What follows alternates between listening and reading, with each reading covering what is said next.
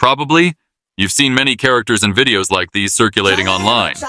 These are Italian Brainrots.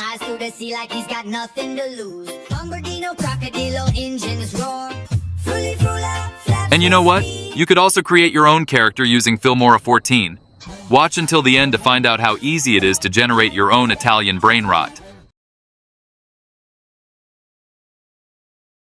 First, go to Stock Media and click on AI Media, then select Start End Frame to Video. Here, you just need to photos where you want the video to start and where you want it to end. You may also extend this if you want. By the way, these videos are powered by Google VO3 integrated in Filmora 14. Try Filmora today using my link in the description below. For the prompt, I ask Filmora work on this transition, where the dog starts by holding pasta, then comes to life, walking forward, wagging its tail.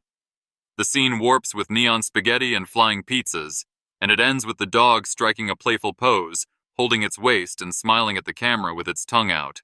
Just wait for a few minutes for your video to be generated. At first I came up with this, but I think I made some mistakes in writing my prompt. That's why the dog ended up being a random object. Proves that AI only rely to our prompt, so I rewrote and waited. Here's the result.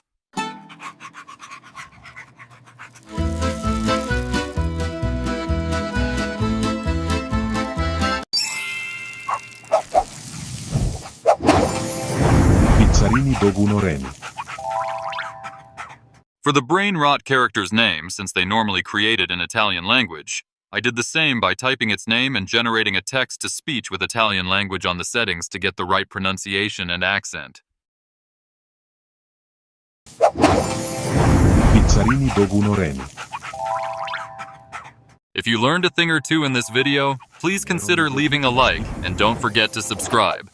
Keep creating and I'll see you on my next video.